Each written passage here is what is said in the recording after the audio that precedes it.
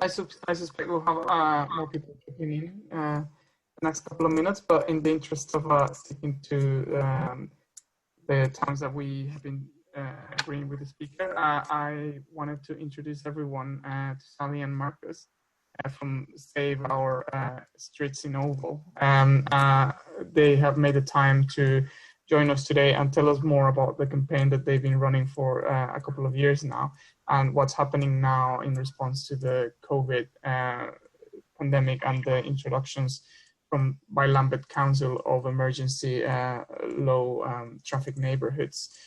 So it will be very interesting to learn more about what they've achieved at the local level in their community, what are the challenges ahead, and to ask questions. I think there are many people interested in doing similar things in their area. So thank you very much for joining us, Marcus and Sally, and over to you.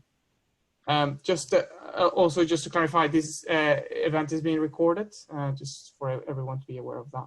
Thank you.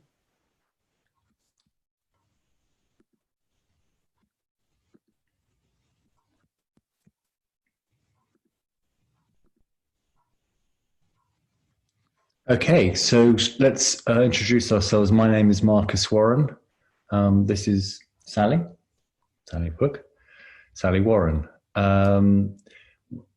I suspect that maybe some of you out there may live in the Oval Triangle already, or you may be our near neighbours and friends from other Lambeth areas and other Lambeth low traffic neighbourhoods. We'll explain who we are in a bit, but first, here is what the subject of what we're talking about tonight, the Oval Triangle itself. You'll see that the Oval Triangle is called the Oval Triangle. That's really a traffic created construct. It doesn't really exist beyond the fact that there is indeed a triangle, the three sides, three main roads. So the A3, from the centre of London to Portsmouth, that's Clapham Road. Here, the A202, I think it is, Harleyford Road, which connects with Vauxhall Bridge, and then down towards the A2, Camberwell, Peckham, out to Kent. And this road here is the South Lambeth Road. That is also known as the A203. That also connects with Vauxhall Bridge and the A3, etc., Brixton. So as you can see, we are a construct created by traffic here. Within the triangle, a very mixed area, very diverse. One extreme, you have some very nice houses on streets like Albert Square and Fentimore Road, 5 estates, schools, old people's homes, and a convent. Very diverse area. Just for future reference, you can see here are the filters, 5 roads, not closed, of course, but they are access only as of now. So that's Oval Triangle itself. This is what it looks like, or at least in the old days, at ground level. This is the A3 Clapham Road. This is the entrance to Fentimore Road. This is Hanforth Road, which is a road on the other side. This is a typical scene in the rush hour from a few years back, filmed by our ally and inspiration, Michael Keane. So let's see what happens during the rush hour at this junction.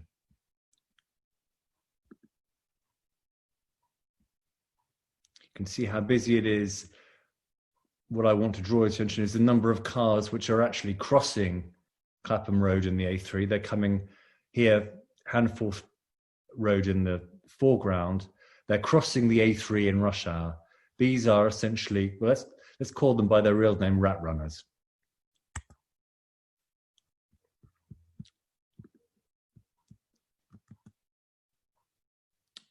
The result was scenes like this.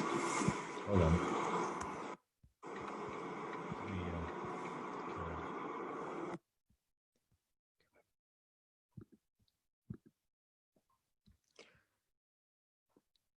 This is our road. This is where we live, Fentimore Road. You can see the sun is rising in the east. The traffic is heading west. huge tailback. You note to the rather quaint, sweet cycle signs, you'll see them throughout. We live on this road. I suspect that there are people in this audience who know much more about some of the issues we're going to be talking about. We're not experts. We're not even campaigners. I'd never been involved in any campaign in my life until the summer of 2016. I think the same is true of Sally, yes? In the summer of 2016, it was immediately after the referendum, the Brexit referendum. I think could have been some displacement activity after that. We realized that the situation with traffic had really got out of control. We set up a petition on the Lambeth Council site demanding better traffic management. And we identified lorries, trucks, and HGVs as the most, how shall I put it, colourful, easiest issue to campaign about. So this was not just about traffic management, it was specifically about freeing our road from the likes of these beauties. If you know Fentimore Road well, you need to be reminded of what was going on 4 years ago. Nine Elms construction site was in full swing. Lorries were using Fentimore Road as an approach to the new Covent Garden flower market.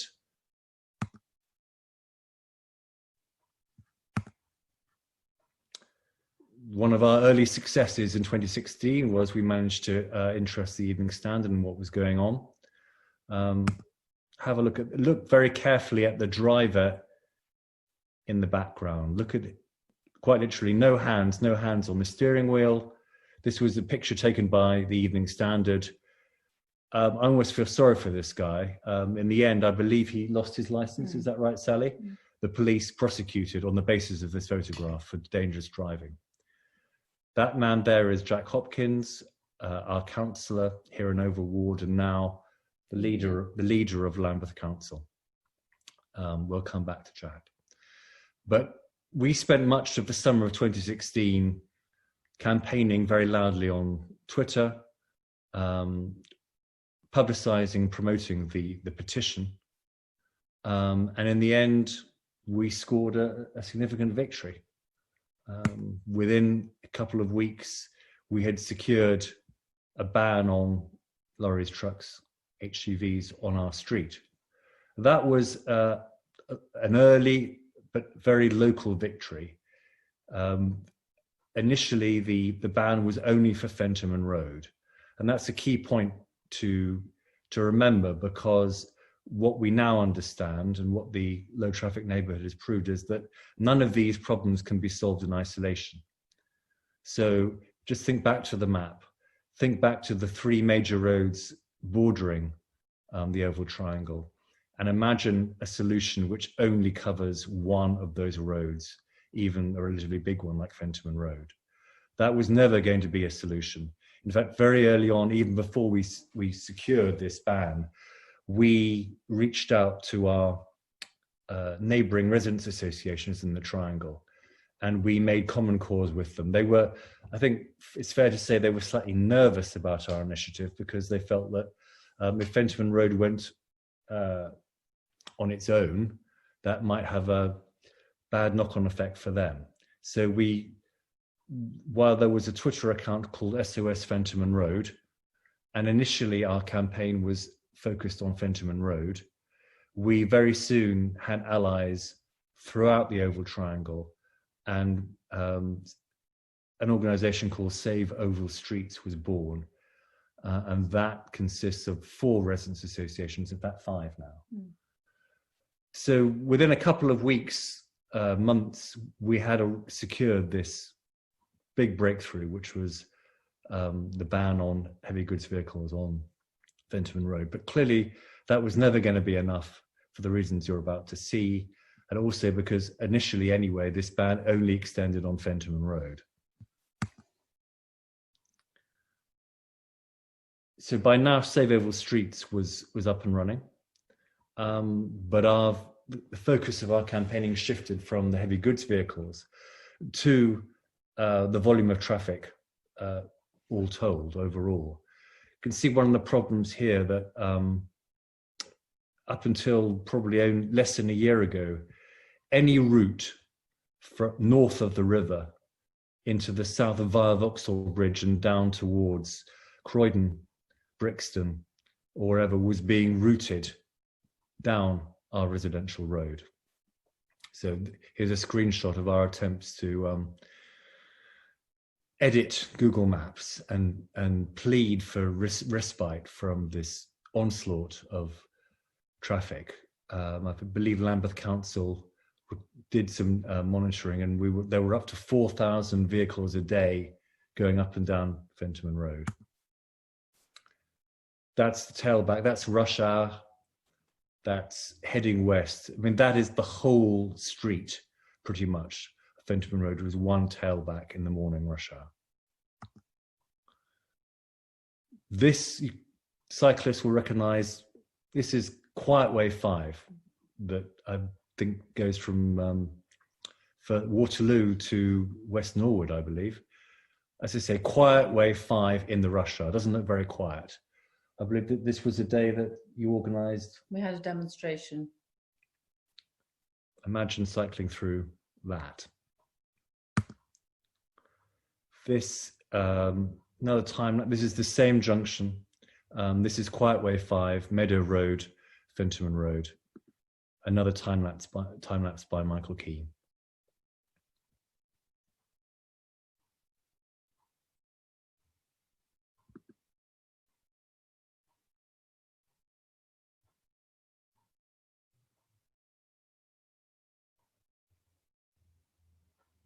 So clearly this is more than just traffic and traffic management.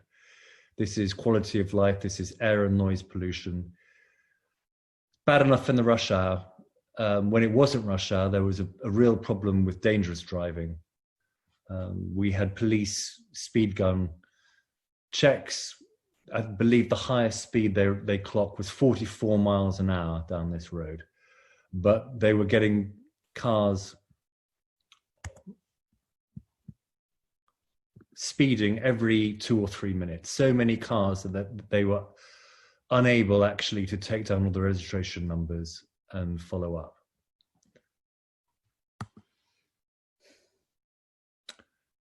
There's another reason why this is not just about traffic management. This is about the makeup of our community. This is about divisions, inequality. One of the main categories of inequality in our neighbourhood, in our ward, is the huge split between households which own a car and households which don't. As you can see, the vast majority of households in Oval Ward do not own a car.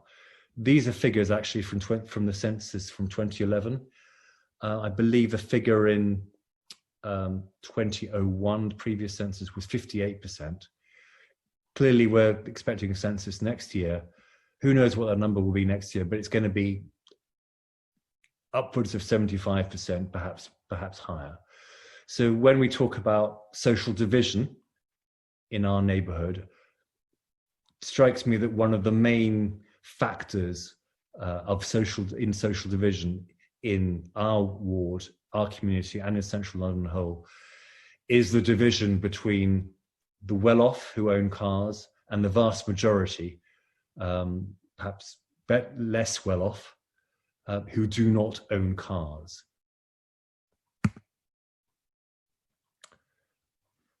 So I just wanted to say that after the HGV ban, which was a very early success, we then had 2 or 3 years of campaigning for traffic calming.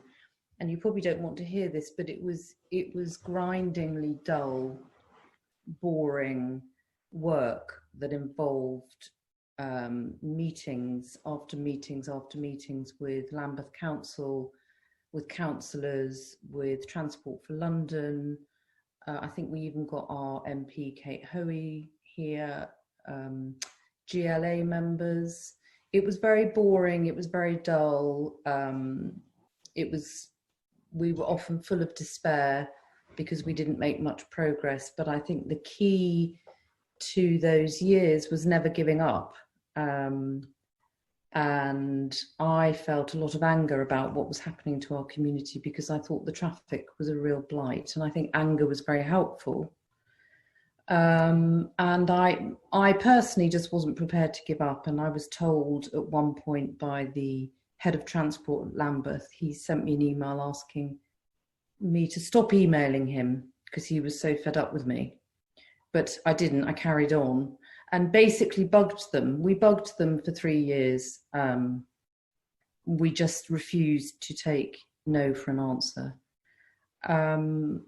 And I think it was last year that Lambeth began to think about low traffic neighbourhoods.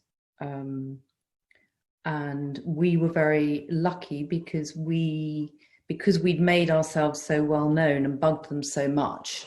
They knew about us. They knew we had a community over a wide area within the triangle that wanted traffic calming. So we were an ideal candidate to become a low traffic neighbourhood.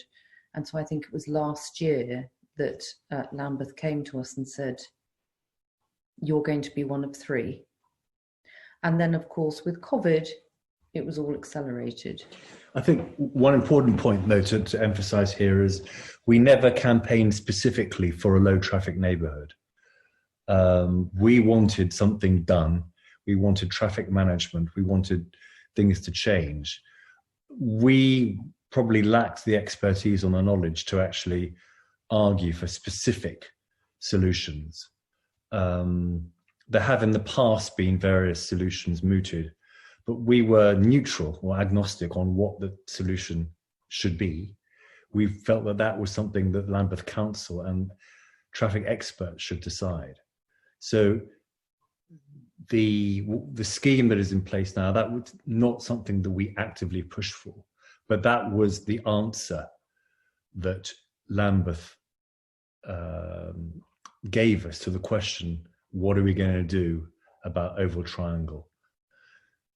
The answer was a low traffic neighborhood, and it was the proposals to have, I think it was 3, were contained in the transport strategy, which was released at the end of last year. So we were part of the plan.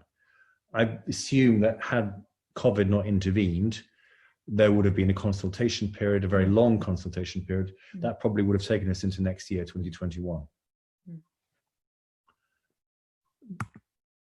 But then everything changed. The streets were empty. This is Regent Street. If you know our area, you can imagine the scene. I mean, I walked down the A3 Clapham Road during extreme lockdown, saw 1 car. So these scenes were repeated all over London. The streets were empty. We know all that. I think it's very important to stress too that what's happened in Lambeth is not a one-off social experiment inflicted on the people of our neighbourhood by Lambeth Council. That's how some people have responded. That's how the way many people who were opposed to this scheme, that's the way they feel. They feel that because, of course, Oval Triangle is the first LTN in Lambeth. It's an unfamiliar concept. There have been very few, and none of them, there are no LTNs in central London, with the exception of Hackney, perhaps. But I think it's very important to stress that Lambeth Council, it planned to establish this LTN. But what has happened in the last few weeks and months is the consequence of COVID. It's the consequence of decisions taken in Whitehall by central government. So we may be the first. That scares people, that frightens people, unsettles people. There was not the normal consultation period that one would expect of such a radical transformation in people's lives. But this is an emergency, as we all know. And as you can see in the guidance from the Secretary of State, modal filters or filtered paymentability or whatever, are one of the many measures that the government is mandating local councils to enact creating neighbours that are low traffic or traffic free. I think that's a very important point. This is the LTM, while we welcome it, we support it, we very much approve it. It's not actually our initiative. This comes from Lambeth, and also on top of Lambeth, TfL, the Mayor's Office, and central government. I think that's a crucial point. I think the sooner and the more people who understand that this is, I won't say unstoppable, but this is this is central government policy. It's a movement. The easier perhaps it will be for people to understand what is going on. I think it's been too easy for some people to dismiss this, as I say, as a one-off social experiment inflicted on the poor people of the Oval Triangle. Here are some pictures from the consultation document that was distributed by Lambeth. If you know Fenton Road well, you will know that actually it doesn't look like this now. The planter isn't there, and that's disappointingly, we don't have these no entry signs. We have a different sign. You'll see that in a second. I believe that some of these measures were watered down by the police at their request. But we do have these, and it's basically, it's not road closures. These are access only roads, no vehicle access to the A3 Clapham Road. So here is a real live planter, beautiful plants. So you can cycle. Cycle is very much welcome. This sign is the sign that's replaced the no entry sign. I think some motorists, they're supposed to know the highway code, and no driver should have passed his or her driving test without knowing what this sign means, but it actually means no motorcycles and no cars. It doesn't mean only cars and only motorcycles. There's been a lot of opposition. I took this screen grab earlier today. This is from the Commonplace site. 872 comments. I would guess about a split 60% against and 40% in favour. There's no way of, I think, establishing where people are commenting from, and I believe you can comment more than once. There are various themes. Perhaps we can, if you're interested, we can come look at some of the themes if you have any questions later. There's a petition on change.org. Against it. Against it, yes. Not true, of course, to say that any roads have been closed.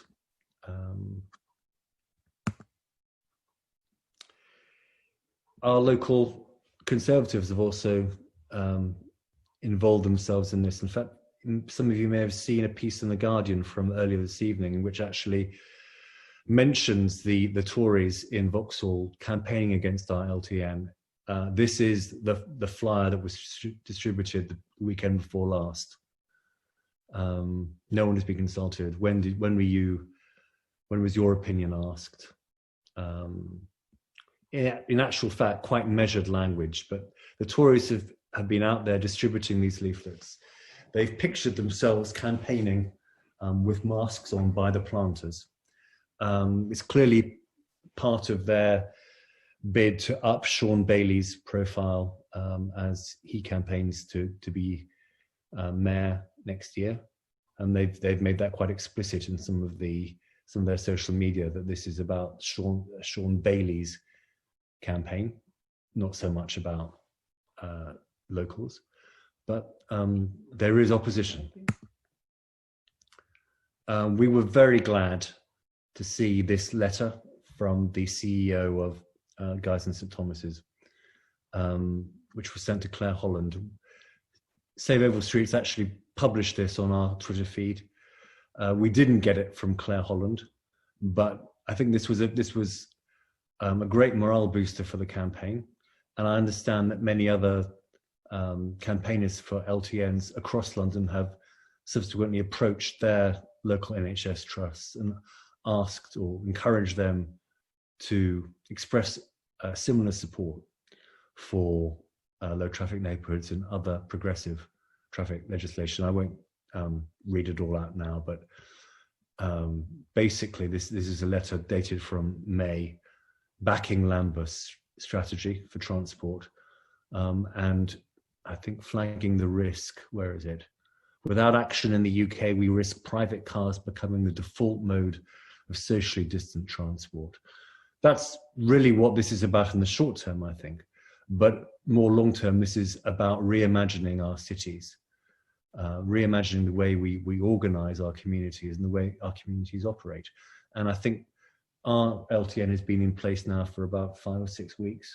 We have definitely seen that reimagining actually take place. Some people are unhappy, but I think the vast majority have seen what it all means and they're in favor. So this has been transformational for our community. And there are more on the way. These are, I think this is Railton Road is already up. Ferndale is starting any moment now. I believe it's going to be 7 or 8 in Lambeth this year. More than 100 in London this year, that's the plan. And this is what it looks like. Obviously a nice picture of a cyclist in the foreground. If you look very carefully, you can see one of our cameras. There are 2 at this junction. And as of about 10 days ago, I believe every motorist or car, scooter, which is going through this junction is being clocked, and the going rate for the fine is £130 or 65 quid if you pay it within a certain period. So it looks great. It's also enforced, and it's been transformational. As I said at the start, we were never professional campaigners. We never campaigned. We had no particular interest in some of the more arcane nuances of traffic and traffic management. We're still not experts. There are many people who've campaigned for many more years and done so very effectively. We've been, I think, very fortunate, but we're taking that good fortune. We're very happy with the result. And now, if you have any questions, now is the time to ask them. We do feel that this motto from the Lord of the Rings sums up what we've done. But you don't have to be small, you can do it together as a movement. So that's really our story. Thank you very much. That's really interesting, and thank you for taking the time to share with us. As we, I can see everyone that's in the call here. If you unmute yourself, if you have a question, I'll just pass on to you. But I may start if that's okay. I just wanted to understand a bit more about the stats that you shared. I knew that car ownership in Lambeth in general is actually quite low. But the numbers that you showed for the particular oval triangle is quite striking, and the prediction that it may be above 70% by now. I live nearby. I walk around there a lot. There are a lot of cars parked.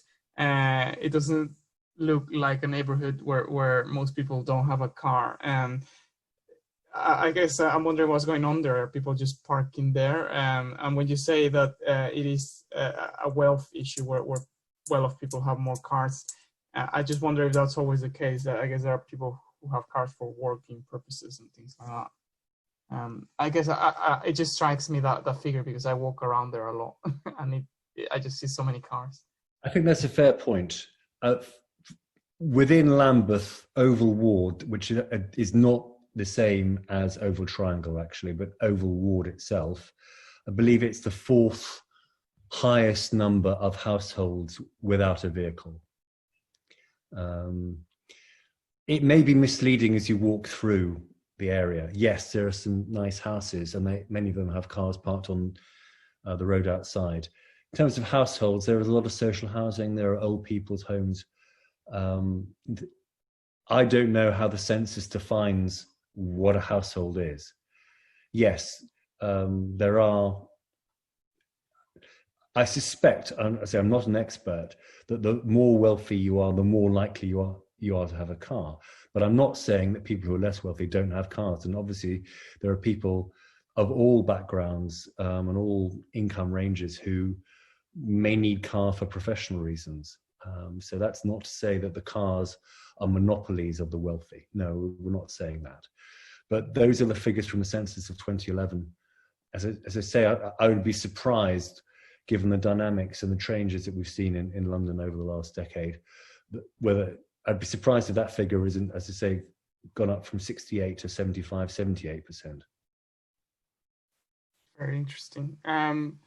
While I wait for anyone else to unmute, I actually have another question about what Sally was talking about over the 2 to 3 years of kind of grinding in campaign and all the perseverance then.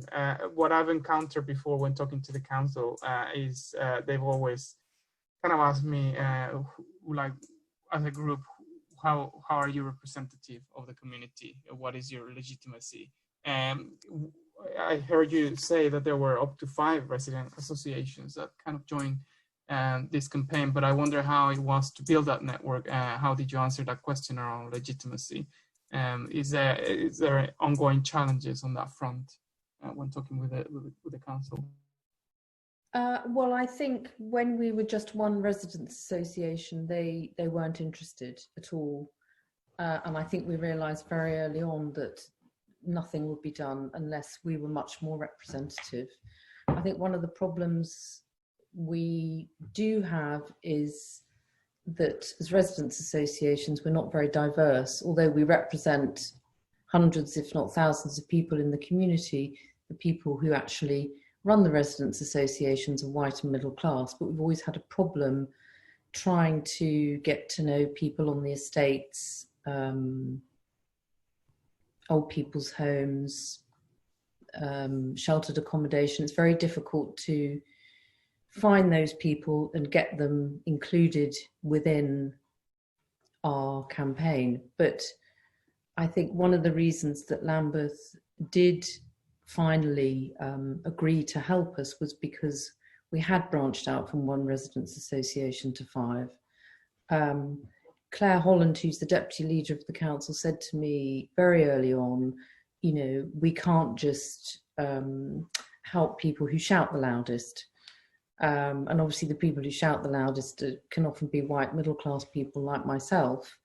And she made it very plain very early on that she could not be seen to be helping out the posh people in Fentimore Road. And she said to me very early on, you need to involve the schools and the council estates and the this and the that and the... So while I would say we did branch out and we did get together with the other residents associations, and so I do feel we're representative of the community, I would also say that there are large parts of the community we don't represent actually, and that's always been a problem. Yeah, absolutely, I can imagine. And in terms of when we talk about, I guess the story has different sides, and I think when I've spoken with the council about the LTNs, they show me this map and they tell me why they select this neighborhood and not that one, and it's all you know, number driven and where the traffic is and etc. And I guess I would like to get your perspective of what is the balance there on the council making these technocratic decisions and the grassroots campaigning pushing to be included, because I know there are other neighborhoods that are not going to get LTNs even though they really want them, and they're quite vocal as well in the movement. And I just wanted to know a bit more how you feel you position kind of your community by being so active in the decision making by the council. Sorry, that's a bit of a difficult question. I think what you're saying is, why were we chosen above maybe other areas? Yes.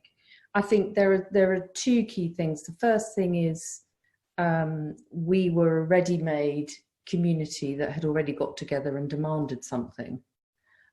So it wouldn't be, I don't know if you know about what happened at Loughborough Junction, but Lambeth put in some traffic calming and the community said, we don't want it, fuck off.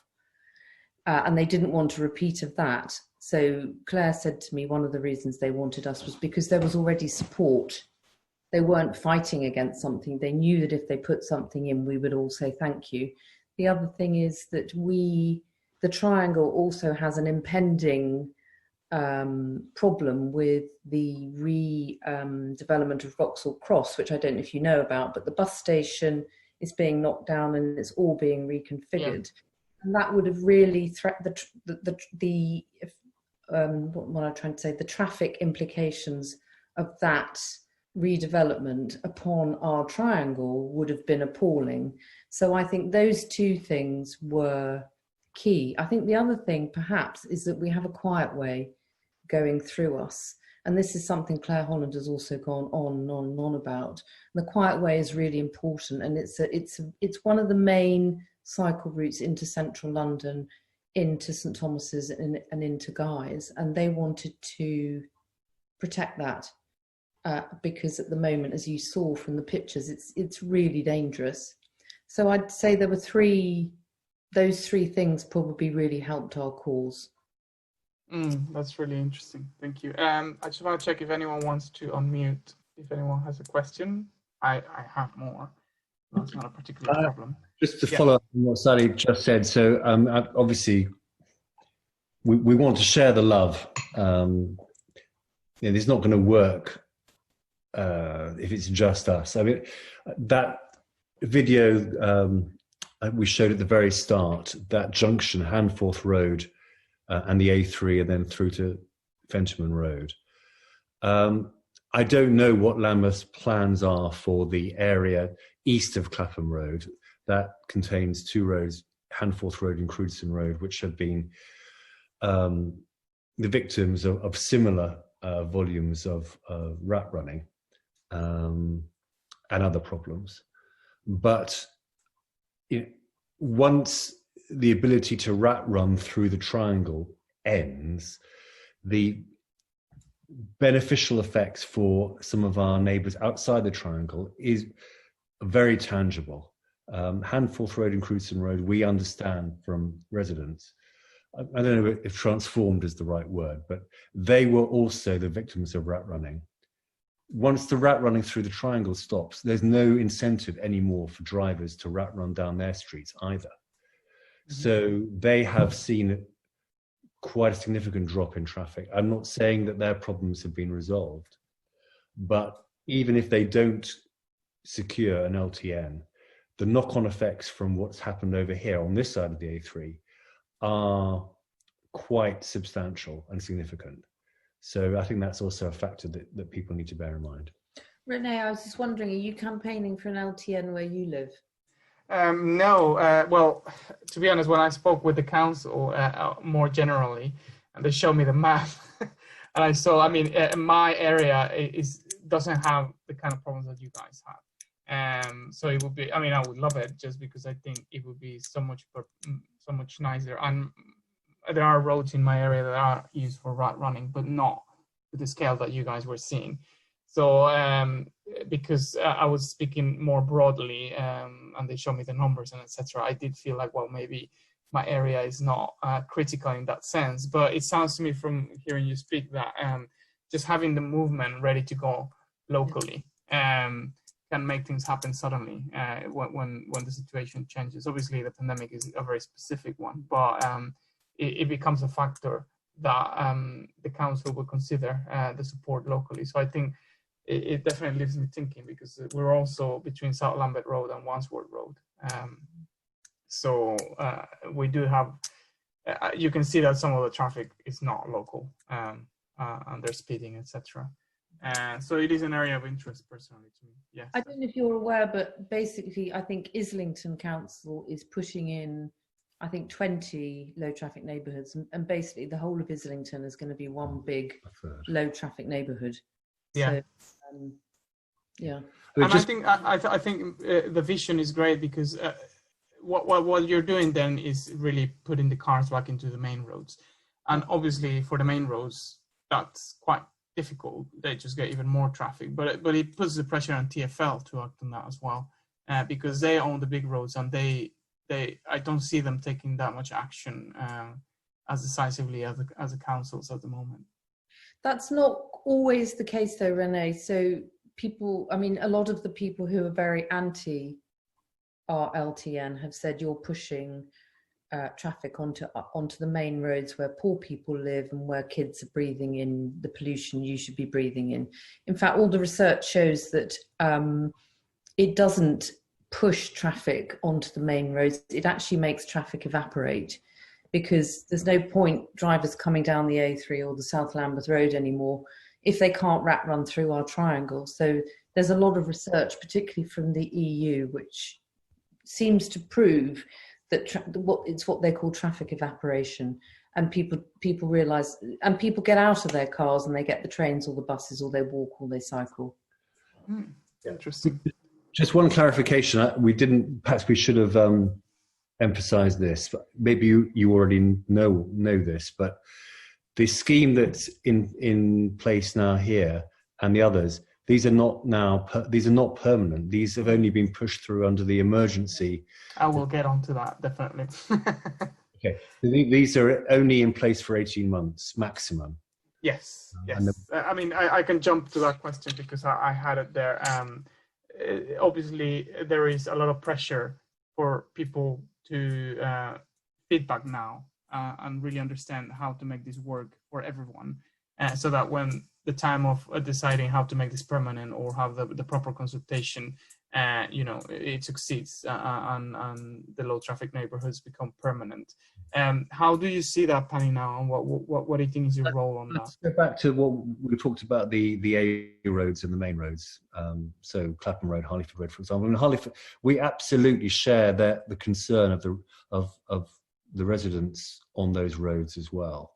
Mm-hmm. I think it is a common theme we hear from the oppositional people who are sceptical, that you're not solving the problem, you're just shifting it. Mm-hmm. You're decanting traffic, your traffic, which apparently it's our traffic. You're shifting our traffic onto our streets, their streets. On Harleyford Road, for example, a lot of people live on Harleyford Road. There are 2 schools there.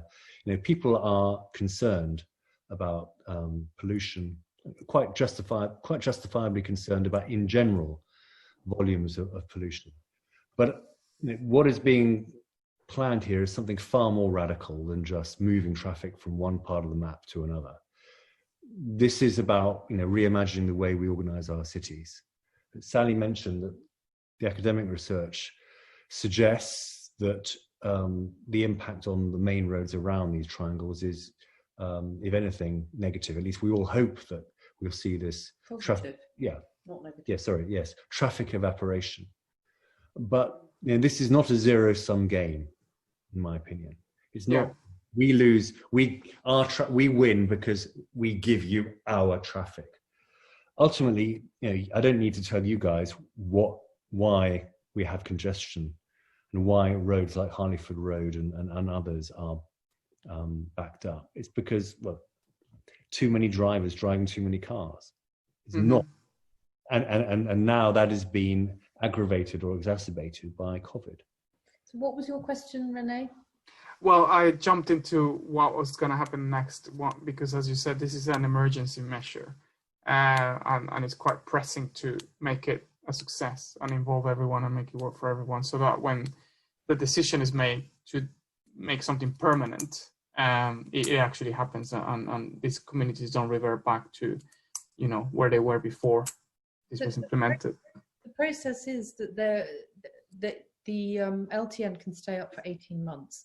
Within that 18-month period, there will be a proper consultation lasting several months. For us, it will probably be after September, and it will be a real proper consultation. Between you and I, Lambeth have pretty much told me that the chance of it going is almost nil. It can be, the planters can be moved, things can be done differently. I mean, things are already being tweaked actually, but the chances of it being got rid of are remote. I like to believe that that's true. Well, let's not be complacent. Yeah. But that we have seen against it have been really fatuous. I haven't seen anyone who's come up with a proper argument against it. What we're getting is, well, I can't drive to Sainsbury's anymore. The shop can't get the vans, delivery drivers and things like that. None of which is true, and people can drive to Sainsbury's, or they can get on their bike and go to Sainsbury's. Other people have framed it as it's the poshos versus the peasants. So a lot of arguments have been not ones that could be used to get rid of it. So we're hopeful it will remain. Interesting. And on that front, I also had the question, this happened so suddenly. And I've spoken with some people who live in the area, and I share with you on WhatsApp beforehand some of the points that they were making. It sounds to me like a lot of the shock and potential true resistance, not just politically driven, comes from this lack of consultation, which kind of creates these communication problems and immediate resistance. Do you think the consultation is therefore a very important process of getting the buy-in from everyone who wasn't involved before? I think lack of consultation has been a real problem. I think Lambeth's communications about getting the LTN in were really bad. So people were surprised. It was all very confusing when it was first put in. I think if we have a proper consultation where everyone can have a whinge and a shout and a fight, will really help. Yes. Yeah. Okay. The antis don't outweigh the pros. But as I said, saying you can't drive to Sainsbury's anymore doesn't hold any water. Yeah, absolutely. I agree. And in terms of what you're saying as the more political concerted campaign, as you said, the Tory leaflets, the petition, etc. How do you see that's a posturing, a real threat, a real voice from the community? How do you guys see it? I think that's just opportunism by the Tories. I know that there's the piece that I mentioned that someone sent around earlier from The Guardian this evening about Tories rolling back the sort of pro-cycling. Yes, I saw that. Yeah. And we've seen Ealing, and there are many examples of this. I don't think the Tories. That this is opportunism. This is about Sean Bailey's mayoral campaign. Let's not forget that, as I try to stress, Lambeth Council is implementing central government policy. That's the Conservative government's policy. Also, I think we mustn't forget, Lambeth has declared a climate emergency. I don't know if it was one of the first councils. So this is not just about traffic, it's about decarbonising and all of those things to do with the climate crisis as well. So, as far as I'm concerned, this has to be the way forward. We can't go back to cars. Yeah, well, I think we all hope that.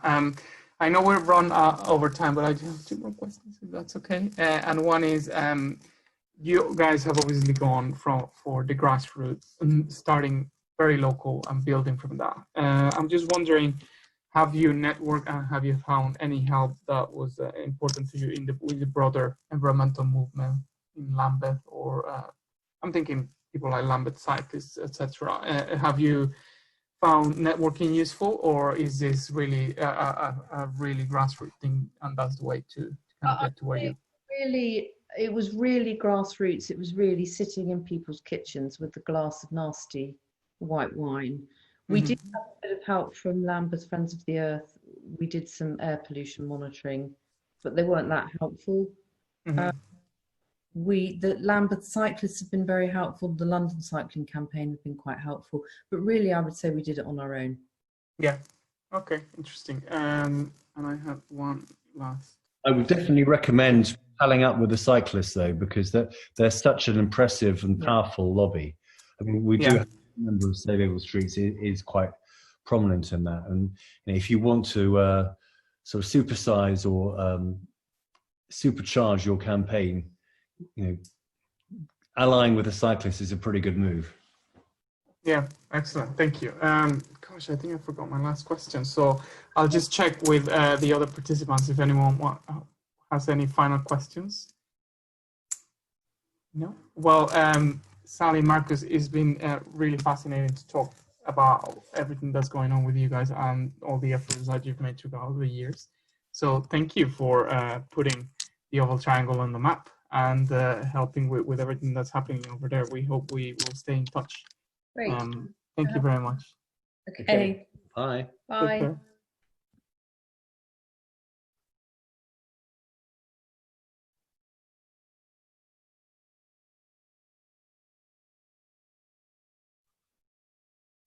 Thank you, Tash.